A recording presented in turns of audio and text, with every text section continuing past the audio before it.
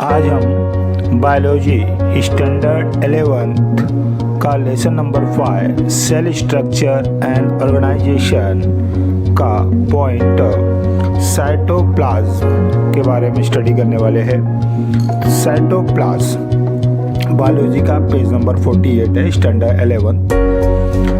Cytoplasm कौन सा topic आज हम स्टडी करने वाले हैं? साइटोप्लाज्म टॉपिक में क्या है? The cell content ground substance called cytoplasmic matrix और साइटोसोल्स।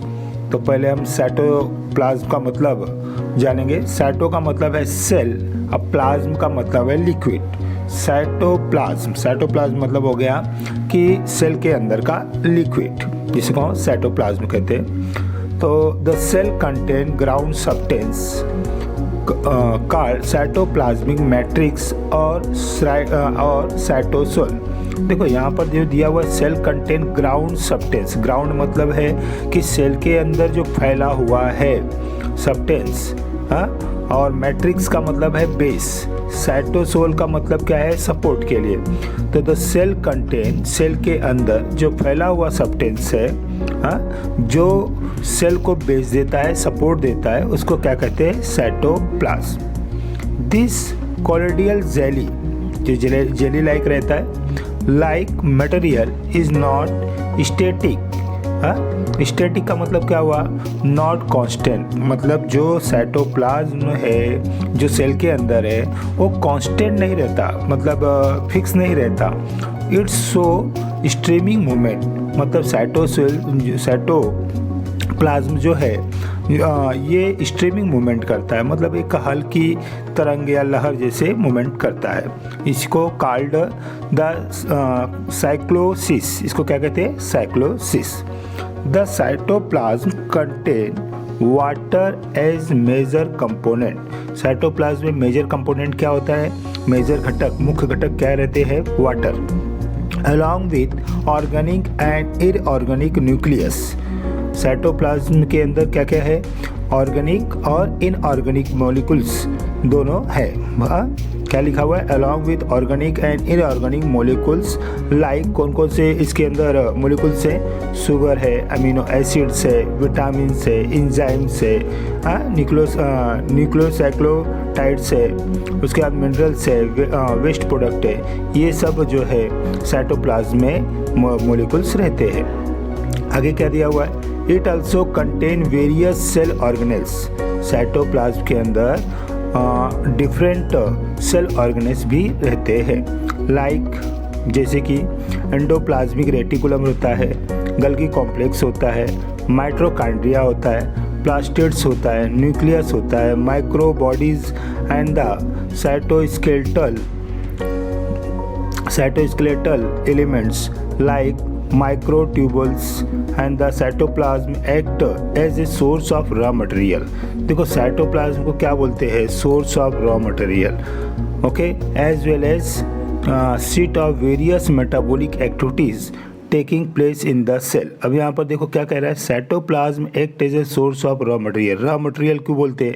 क्योंकि साइटोप्लाज्म में अमीनो एसिड होता है, और अमीनो एसिड जो है, अमीनो एसिड से ही प्रोटीन बनता है।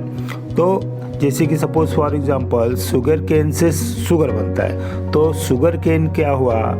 शुगर केन जो है ये रॉ मटेरियल हुआ। उसी तरह से अमीनो एसिड से प्रोटीन बनता है, और अमीनो एसिड कहाँ पर रहता है? साइटोप्लाज्म में, ओके। तो साइटोप्लाज्म यहाँ पर क्या दिया हुआ है? Cytoplasm act as a source of raw material, इसलिए इसको क्या दिया गया है? लिखा हुआ है कि source of raw material, as well as seat of various metabolic activities taking place in the cell. Cell के अंदर जो बहुत से मेटाबॉलिक एक्टिविटीज होता है उसमें भी ये पार्टिसिपेट करता है। कौन? साइटोप्लाज्म। आगे दिया हुआ है it helps in distribution and exchange of materials between various cell organelles. It help in distribution, ये डिस्ट्रीब्यूशन में मदद करता है, और exchange material between various cell organelles, मतलब वेरियस सेल ऑर्गेनल्स के बीच में जो है ये मटेरियल को एक्सचेंज करने में मदद करता है। जैसे अभी suppose for example endoplasmic reticulum से गल्जी बॉडी के पास कोई चिल्लाना है, या फिर नॉर्मली गल्जी बॉडी से कहीं और शिफ्ट करना है, तो इस प्रकार से ट्रांसपोर्ट या एक्सचेंज करने के एक ऑर्गेनल से दूसरे ऑर्गेनल के पास मटेरियल एक्सचेंज करने में साइटोप्लाज्म क्या करता है, हेल्प करता है। ओके, यहाँ तक क्लियर। चलो अब नेक्स्ट पैराग्राफ देखते हैं, क्या कहता है। Cell organelles are nothing but compartment in the cell. Cell organelles are nothing but compartment in the cell that carry out specific functions. जो सेल ऑर्गेनल्स हैं उनके अलग अलग कंपार्टमेंट हैं। कंपार्टमेंट मतलब कि वो मेम्ब्रेन से बॉन्ड है, और वो लोग जो से यहाँ ऑर्गेनल्स है, सभी ऑर्गेनल्स अपना अलग अलग फंक्शन, अलग अलग काम करते हैं। जैसे माइटोकॉन्ड्रिया ऑर्गेनल्स है, गल्गी बॉडीज है, उसके बाद एंडोप्लाज्मिक रेटिकुलम है। तो सब जितने ऑर्गेनल्स हैं ये लोग अपना अलग अलग काम करते हैं, अलग अलग फंक्शन करते हैं। Some of them coordinate with each other and complete specific task for the cell. जितने ऑर्गेनल्स है साइटोप्लाज्म के अंदर, सब लोग अपना अपना, some of them coordinate with each other, सब ऑर्गेनल्स एक दूसरे से कोऑर्डिनेट सहयोग करते हैं। And complete specific task for the cell, और सेल के लिए एक स्पेसिफिक काम करते हैं। जैसे nuclear membrane, endoplasmic reticulum, Golgi complex, lysosomes and various type of vesicles and vehicles from such a group and are together considered as endomembrane। Okay, मतलब ये जो ऑर्गेनल्स हैं जैसे Golgi complex, lysosomes, various type of vesicle, vehicles, ये लोगों का जो है, इनके ग्रुप को क्या बोलेंगे, एंडोमेम्ब्रेन। एंडोमेम्ब्रेन मतलब ये लोग क्या करते हैं, कोऑर्डिनेट सेल ऑर्गेनल्स। ये जितने ऑर्गेनल्स हैं ये लोग क्या करते हैं, एक दूसरे को कोऑर्डिनेट करते हैं, इसलिए इसको क्या बोलेंगे, endomembrane system of the cell. Okay, तो सेल के अंदर या साइटोप्लाज्म में जो ऑर्गेनल्स है सब एक दूसरे को कोऑर्डिनेट करते हैं फंक्शन करने के लिए, इसलिए इसको क्या बोलते हैं, endomembrane system of the cell. Organelles having distinct functions. जो ऑर्गेनल्स है वो लोग यहाँ पर डिस्टिंक्ट फंक्शन करते हैं, मतलब सब ऑर्गेनल्स अपने अलग अलग फंक्शन को करते हैं। Are not included in endomembrane system. यहाँ पर क्या दिया हुआ है, organelles having distinct functions are not included in endomembrane system. सब ऑर्गेनल्स जो है अपना अलग अलग फंक्शंस करते हैं, are not included in endomembrane systems. कुछ ऐसे भी है जो अपना सेपरेट फंक्शन करते हैं, जैसे एग्जांपल माइटोकॉन्ड्रिया और chloroplast carry out specific type of energy conversion in the cell. मतलब जैसे माइटोकॉन्ड्रिया जो कि एनर्जी प्रोवाइड करता है, क्लोरोप्लास्ट क्लोरोप्लास्ट क्या करता है, फोटोसिंथेसिस का काम करता है। तो कुछ ऐसे भी ऑर्गेनल्स है जो अपने अपना डिफरेंट काम करते हैं, मतलब एक दूसरे से कोऑर्डिनेट नहीं करते हैं। ओके, तो हमने क्या देखा साइटोप्लाज्म के अंदर, साइटोप्लाज्म जो है ये सेल के अंदर होता है। ये क्या करता है, ये ऑर्गेनल्स के बीच में मटेरियल एक्सचेंज का काम भी करता है।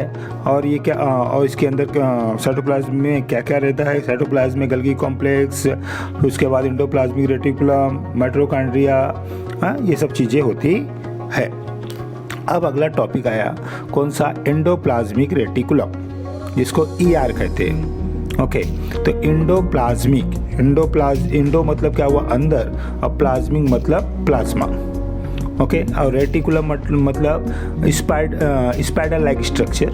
तो एंडोप्लाज्मिक रेटिकुलम मतलब कि सेल के अंदर जो है स्पाइडर लाइक स्ट्रक्चर जो प्लाज्मा का रहता है उसे क्या कहते हैं, एंडोप्लाज्मिक रेटिकुलम। ओके, तो आगे क्या लिखा हुआ है, this little network within the cytosols, this little network within the cytosols. Cytosols मतलब साइटोप्लाज्म। साइटोप्लाज्म के अंदर जो नेटवर्क सा फैला हुआ है is present in all eukaryotic cells. Okay, मतलब जो एंडोप्लाज्मिक रेटिकुलम है ये साइटोसोल्स में होता है और is present in all eukaryotic cells. मतलब एंडोप्लाज्मिक रेटिकुलम सभी यूकैरियोटिक सेल के अंदर होता है एक्सेप्ट ओवा and mature red blood capsules. Okay, कहाँ पर नहीं होता है एंडोप्लाज्मिक रेटिकुलम, एक ओवा में नहीं होता, ओवा मतलब फीमेल सेक्सुअल गैमेट में नहीं होता, and mature red blood capsules, और मैच्योर जो रेड ब्लड कैप्सूल्स है उसमें नहीं होता है। Okay, under the electron microscope, अगर हम इलेक्ट्रॉनिक माइक्रोस्कोप से देखें it appear like network of membranes tubules. हमको कैसे दिखाई देगा ये एंडोप्लाज्मिक रेटिकुलम? हमको मेम्ब्रेन ट्यूबल्स के नेटवर्क सा दिखाई देगा। एंड सेक कॉल्ड द सिस्ट्रेन, और हमें सेक मतलब गोनी जैसा, थैले जैसा वैसा दिखाई देगा, जिसको हम क्या बोलते हैं? सिस्ट्रेने बोलते हैं। ओके, सिस्ट्रेने मतलब क्या हो गया? समझिए कि complicated network. Okay, complicated network जैसा हमें ये दिखाई देगा। अगर हम इसको इलेक्ट्रॉनिक माइक्रोस्कोप से देखते हैं तो हमें मेम्ब्रेन के ट्यूबल जैसा दिखाई देता है, गोनी जैसा दिखाई देता है, जिसको सिस्ट्रेने कहते हैं, यानी कॉम्प्लिकेटेड नेटवर्क कहते हैं। It form more than 50% of the total membrane of a eukaryotic cell. क्या कहते हैं? यूकैरियोटिक सेल के अंदर it form more than 50% of the total membrane. 50% total membrane ये फॉर्म करता है किसके अंदर? यूकैरियोटिक सेल के अंदर। This divides the cytoplasm in 2 parts. ये एंडोप्लाज्मिक रेटिकुलम क्या करता है? साइटोप्लाज्म को 2 पार्ट में डिवाइड कर देता है, जैसे कि one within the lumen of ER, called laminial cytoplasm and non-laminial cytoplasm that lies outside ER. Okay, मतलब one within the lumen of ER, जो ल्यूमेन ऑफ ER जो एंडोप्लाज्मिक रेटिकुलम के पास होता है, इस के तरफ होता है, उसको लैमिनियन साइटोप्लाज्म कहते हैं। और जो एंडोप्लाज्मिक रेटिकुलम के पास साइटोसोल नहीं होता है, उससे दूर होता है, उसे क्या कहते हैं? उसे लाई आउटसाइड नॉन लैमिनियल साइटोप्लाज्म कहेंगे, जो कि लाइज आउटसाइड ER। जो एंडोप्लाज्मिक रेटिकुलम के आउटसाइड साइटोप्लाज्म है उसको बोलेंगे नॉन लैमिनियल साइटोप्लाज्म। और जो एंडोप्लाज्मिक रेटिकुलम के पास का साइटोसोल है, साइटोसोल मतलब साइटोप्लाज्म, उसको क्या बोलेंगे? उसको बोलेंगे lumen of ER। Okay, clear हुआ? ओके, नेक्स्ट आगे देखेंगे। Membrane of endoplasmic reticulum is continuous with nuclear envelope at one end and extend till cell membrane. देखो क्या कहता है कि जो एंडोप्लाज्मिक रेटिकुलम है, इसका एक हिस्सा न्यूक्लियर है उसके इन्वेलप मतलब उससे जुड़ा हुआ होता है, एंड एट वन एंड एक तरफ, और दूसरा हिस्सा जो इसका एंडोप्लाज्मिक रेटिकुलम का रहता है वो सेल के सेल मेम्ब्रेन से जुड़ा हुआ होता है। मतलब पहला हिस्सा किससे जुड़ा हुआ है? न्यूक्लियस के इन्वेलप से, और दूसरा हिस्सा एंडोप्लाज्मिक रेटिकुलम का किससे जुड़ा हुआ है? सेल का सेल मेम्ब्रेन से। जैसे कि आपको पता है ना कि अगर सपोज प्लांट सेल है तो प्लांट सेल में पहले क्या होगा? सेल वॉल होगा, उसके बाद क्या होगा? सेल मेम्ब्रेन होगा। अगर सपोज एनिमल सेल है तो सेल वॉल नहीं होगा, वहाँ पर सेल मेम्ब्रेन होगा। मगर लेकिन सेल मेम्ब्रेन जो होता है, ये जो है एनिमल सेल और प्लांट सेल दोनों में सेल मेम्ब्रेन होता है। बस सेल वॉल जो है, सेल वॉल प्लांट सेल में होता है, एनिमल सेल में नहीं होता है। तो ये जो एंडोप्लाज्मिक रेटिकुलम है, इसका एक हिस्सा वो न्यूक्लियस के इन्वेलप मतलब न्यूक्लियस से जुड़ा हुआ होता है, और दूसरा हिस्सा जो है वो सेल के सेल मेम्ब्रेन से जुड़ा होता है। आगे देखेंगे। It thus act as intra cellular supporting framework. अब यहाँ पर कैसे है कि नॉर्मली एक हिस्सा सेल न्यूक्लियस के एनवलप से जुड़ा हुआ है एंडोप्लाज्मिक रेटिकुलम का, और दूसरा हिस्सा सेल वॉल से जुड़ा हुआ है। तो इससे वो क्या करता है कि एक सेल के अंदर क्या करता है? सपोर्टिंग फ्रेमवर्क बना देता है, मतलब एक तरफ से सेल को सपोर्ट करता है। And help in maintaining position of various cell organelles in the cytoplasm, जिसके कारण से जिसमें मदद किसमें मिलती है? साइटोप्लाज्म, यानी साइटोप्लाज्म के अंदर जो ऑर्गेनेल्स है उनका पोजीशन बना रहे। ओके, इस तरह से वो नॉर्मली क्या है कि अगर उसका एक हिस्सा न्यूक्लियस से जुड़ा हुआ है, दूसरा हिस्सा जो है अगर उससे जुड़ा हुआ है दूसरा हिस्सा सेल मेम्ब्रेन से जुड़ा हुआ है, तो उससे क्या होता है कि वो एक सपोर्ट मिलता है, किसको? ऑर्गेनेल्स को सपोर्ट मिलता है ताकि उनका पोजीशन बना रहे। आगे है the outer surface of endoplasmic reticulum membrane may or may not be stirred with ribosomes. अब देखो क्या कहता है कि जो एंडोप्लाज्मिक रेटिकुलम मेम्ब्रेन है उसमें आउटर सरफेस जो है उसमें हो सकता है कि कहीं पर राइबोसोम्स हो और कहीं पर राइबोसोम्स ना हो। ओके, स्टर्ड मतलब होता है प्रेजेंट, क्या कहता है, the outer surface of endoplasmic reticulum membrane, जो एंडोप्लाज्मिक रेटिकुलम मेम्ब्रेन है उसके आउटर सरफेस में और में नॉट हो सकता है या हो नहीं भी सकता है, स्टर्ड मतलब प्रेजेंट विथ राइबोसोम्स, मतलब एंडोप्लाज्मिक रेटिकुलम का आउटर सरफेस में राइबोसोम्स प्रेजेंट भी हो सकता है और नहीं भी हो सकता है। Accordingly it is called rough और स्मूथ ईआर। ओके, इसका जहाँ पर एंडोप्लाज्मिक रेटिकुलम के आउटर सरफेस पे जहाँ पर राइबोसोम्स प्रेजेंट होता है उसको क्या कहते हैं, उसको रफ एंडोप्लाज्मिक रेटिकुलम कहते हैं। और जहाँ पर नहीं प्रेजेंट होता, मतलब एंडोप्लाज्मिक रेटिकुलम के सरफेस पर जहाँ पर राइबोसोम्स एब्सेंट होता है उसको क्या कहते हैं, स्मूथ ईआर। हाँ, are you getting my concept? क्या कहते हैं, accordingly it is called rough और स्मूथ ईआर। स्मूथ और rough ER differ in their function. जो स्मूथ ईआर है, और ईआर मतलब एंडोप्लाज्मिक रेटिकुलम, और जो रफ ईआर है एंडोप्लाज्मिक रेटिकुलम, उसके फंक्शन क्या होते हैं, अलग अलग। तो हमने क्या देखा, ये रफ एंडोप्लाज्मिक रेटिकुलम क्या है, एंडोप्लाज्मिक रेटिकुलम के सरफेस पर, आउटर सरफेस पर जहाँ पर राइबोसोम्स प्रेजेंट होता है उसको क्या बोलेंगे, RER मतलब रफ एंडोप्लाज्मिक रेटिकुलम। ओके, और जब एंडोप्लाज्मिक रेटिकुलम के सरफेस पे जहाँ पर राइबोसोम्स एब्सेंट रहता है, नहीं रहता है, उसको क्या बोलेंगे, SER मतलब स्मूथ एंडोप्लाज्मिक रेटिकुलम। ओके, चलो आगे बढ़ते हैं। Smooth ER is involve in various process. अब हम पहले किसके बारे में पढ़ रहे हैं, स्मूथ के बारे में। तो स्मूथ वाले में हमने क्या देखा था, राइबोसोम्स क्या रहता है, एब्सेंट रहता है। Smooth ER is involve in various process in different cells. Okay, smooth ER जो है अलग अलग सेल में अलग अलग काम करता है, डिपेंडिंग ऑन सेल टाइप, जैसे कि जो सेल का टाइप होगा उसके हिसाब से काम करेगा। It help in synthesis of lipids. देखो, स्मूथ जो एंडोप्लाज्मिक रेटिकुलम है वो क्या काम करता है, it help in synthesis of lipids. Synthesis मतलब प्रोड्यूस, ये लिपिड्स को प्रोड्यूस करने में मदद करता है।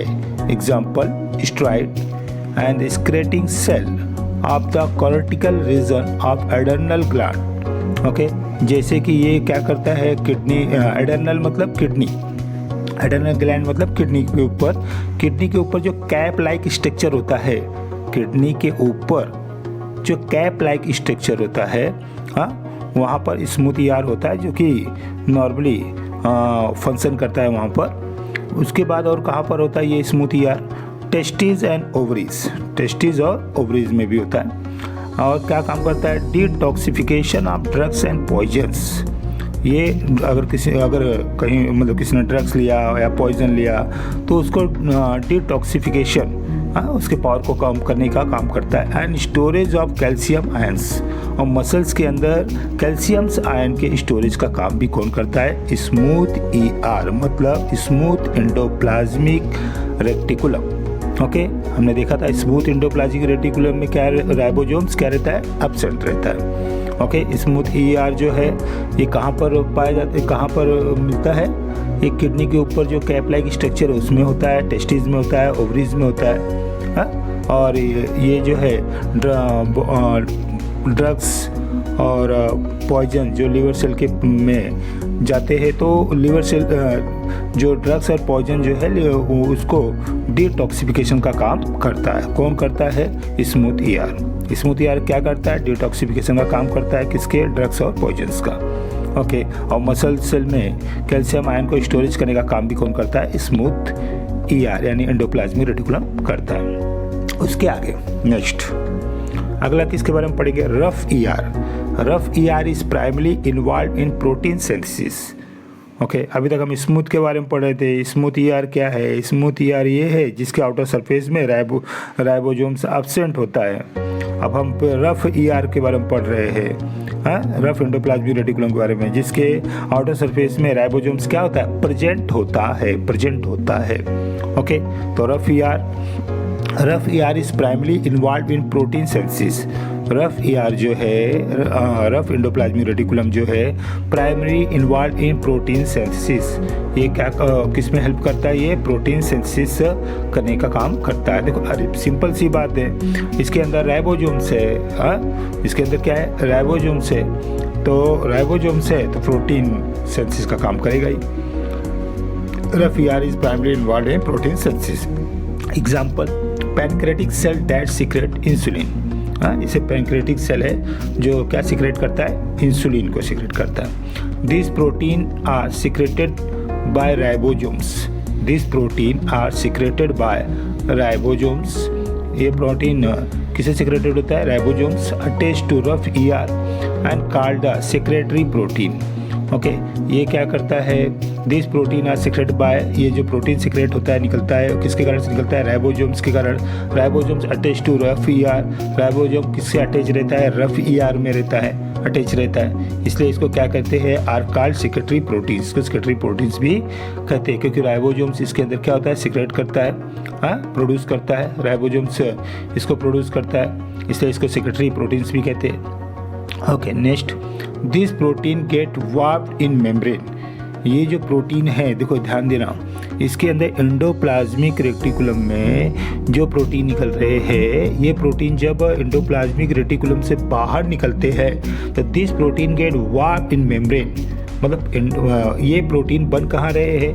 रफ ER के अंदर, रफ एंडोप्लाज्मिक रेटिकुलम के अंदर प्रोटीन बन रहे हैं। और ये प्रोटीन जब एंडोप्लाज्मिक रेटिकुलम से बाहर निकलते हैं, बाहर निकलते हैं तो साइटोप्लाज्म में जाते हैं, तो वहाँ पर जब जाते हैं तो वहाँ पर this protein get warp into membrane. तो ये प्रोटीन जो है इनके बाहर क्या आ जाता है? मेम्ब्रेन आ जाता है। डेड बर्ड्स मतलब आता है। This protein get warp in membrane, मतलब इस dead birds off from transitional region of ER। मतलब क्या होता है कि जब ER से बाहर निकलता है प्रोटीन तो उसके बाहर एक मेम्ब्रेन बॉन्ड तैयार हो जाता है। Such membrane bond protein depart from ER as transport vesicle. देखो कहते जब रफ एंडोप्लाज्मिक रेटिकुलम में प्रोटीन बना, प्रोटीन बनने के बाद, अच्छा ये ध्यान रखिएगा, ये जो प्रोटीन बना है ये अनमेच्योर प्रोटीन है।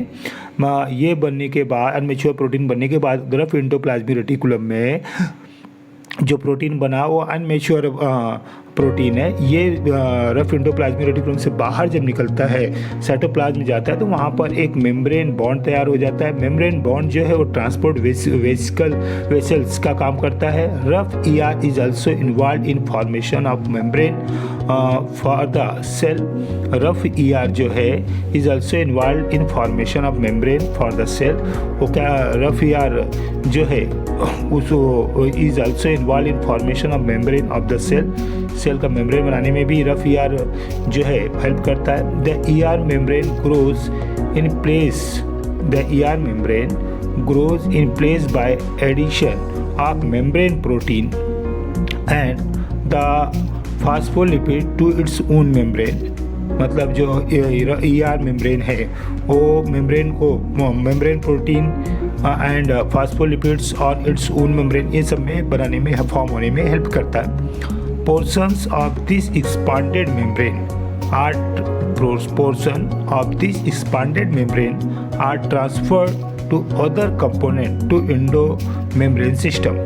और एंडोमेम्ब्रेन सिस्टम मतलब सेल के अंदर जो और भी ऑर्गेनेल्स है वहाँ पर भी जो मेम्ब्रेन वगैरह तैयार करना है, फॉर्म करना है, उसमें भी रफ एंडोप्लाज्मिक रेटिकुलम हेल्प करता है। तो हमने क्या देखा? रफ एंडोप्लाज्मिक रेटिकुलम के अंदर जो है प्रोटीन, रफ एंडोप्लाज्मिक रेटिकुलम के अंदर राइबोसोम्स होता है, इस कारण से प्रोटीन तैयार होता है। और वो प्रोटीन जो है रफ एंडोप्लाज्मिक रेटिकुलम से बाहर निकलता है, साइटोप्लाज्म जाता है, तो वहाँ पर एक मेम्ब्रेन तैयार हो जाता है। जो मेम्ब्रेन जो है उसको हम वेसल्स भी, ट्रांसपोर्ट वेसल्स भी कहते हैं। इसके द्वारा ही अब ये अनमेच्योर प्रोटीन जो है वो कहाँ पर जाएगा? वो नॉर्मली आगे कहाँ जाएगा? आगे गल्जी कॉम्प्लेक्स में जाएगा, जो कि हम गल्जी कॉम्प्लेक्स वाले टॉपिक में पढ़ेंगे। ओके, तो एंडोप्लाज्मिक रेटिकुलम टॉपिक क्लियर हुआ। क्या एंडोप्लाज्मिक रेटिकुलम जो है ये नॉर्मली इसका एक हिस्सा किससे जुड़ा रहता है, न्यूक्लियस से जुड़ा रहता है, दूसरा हिस्सा किससे जुड़ा रहता है, वो सेल मेम्ब्रेन से जुड़ा रहता है। इसके अंदर एंडोप्लाज्मिक रेटिकुलम के अंदर जो है जिस आउटर सरफेस में राइबोसोम प्रेजेंट होता है उसको RER कहते हैं, रफ एंडोप्लाज्मिक रेटिकुलम कहते हैं। जहाँ पर राइबोसोम एब्सेंट होता है उसको SER कहते हैं, स्मूथ एंडोप्लाज्मिक रेटिकुलम कहते हैं। ओके, जो SER है, स्मूथ एंडोप्लाज्मिक रेटिकुलम है, वो एडर्नल ग्लैंड किडनी के ऊपर जो कैप लाइक स्ट्रक्चर है वहाँ पर भी पाया जाता है, टेस्टिस में पाया जाता है, ओवरीज में पाया जाता है। ये लीवर में अगर ड्रग्स या पॉइजनस ऐसे कुछ सब्सटेंस है तो वहाँ पर डिटॉक्सिफिकेशन में हेल्प करता है। एंड मसल सेल्स के अंदर कैल्शियम आयंस के स्टोरेज में हेल्प करता है। कौन? Smooth ER, smooth endoplasmic reticulum. और रफ एंडोप्लाज्मिक रेटिकुलम में क्या था? रफ एंडोप्लाज्मिक रेटिकुलम ये क्या फॉर्म करता था? इसके अंदर राइबोसोम्स होते हैं जिस कारण से ये प्रोटीन तैयार करता है, प्रोटीन मोलिकुल्स तैयार करता है। ये प्रोटीन मोलिकुल्स जो है एंडोप्लाज्मिक रेटिकुलम से अनमेच्योर तैयार होने के बाद ये बाहर निकलते हैं। ये बाहर निकलते हैं तो इनके बाहर जो है वो मेम्ब्रेन का एक लेयर तैयार हो जाता है, हाँ, तो जो ट्रांसपोर्ट वेसल्स होते हैं, जिस कारण से आगे चल के ये ही अनमेच्योर प्रोटीन किस में जाएंगे? गल्जी कॉम्प्लेक्स में जाएंगे। हाँ, मैच्योर वहाँ पर गल्जी कॉम्प्लेक्स में आके मैच्योर होंगे, उसको हम गल्जी कॉम्प्लेक्स वाले पॉइंट में पढ़ेंगे। आई होप आपको साइटोप्लाज्म और एंडोप्लाज्मिक रेटिकुलम ये दो टॉपिक क्लियर हो गया। अगर कुछ डाउट वगैरह होंगे तो आप कमेंट करके बता सकते हैं। Thank you.